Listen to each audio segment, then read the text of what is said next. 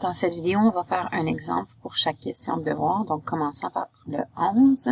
Si je regarde la question 11c, par exemple, alors, on dit que la fonction de base, c'est la parabole. Donc, f de x est égal à x au carré. Ici, on veut trouver la valeur de soit a ou k. Donc, dans ce cas-ci, puisque c'est à l'intérieur de ma fonction, c'est la valeur de k. Donc, on peut dire que k est égal à 1 tiers. Alors, puisque f de x est égal à x au carré, g de x, ce serait égal à la même chose ici, mais j'aurais x sur 3. Au carré, ou si on veut, c'est plus facile à avoir notre k si je l'écris comme 1 tiers fois x. On verra ici qu'il y a donc un agrandissement horizontal de facteur 3. Si je trace donc ma fonction de base, donc la parabole, j'ai le point 0, 0, j'ai le point 1, 1, j'ai le point 2, 4,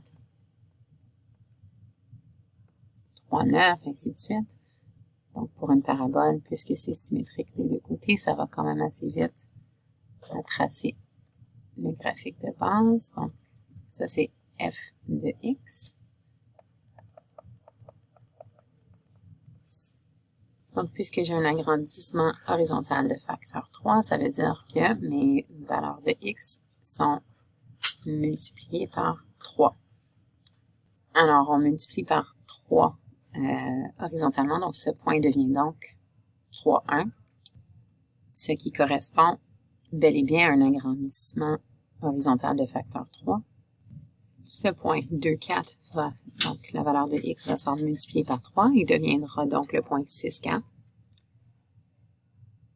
Alors, on voit bien l'agrandissement horizontal de facteur 3. On verrait l'agrandissement horizontal, bien évidemment, de l'autre côté de l'axe des y aussi. Donc, voici l'esquisse de la nouvelle fonction transformée ayant subi un agrandissement horizontal de facteur 3. En regardant l'esquisse, on peut déterminer le domaine et l'image. Donc, le domaine, pareillement à la fonction de base, serait que x appartient à l'ensemble des nombres réels, tandis que l'image, y appartient à l'ensemble des nombres réels, tel que y est plus grand ou égal à 0. On est par-dessus l'axe des x.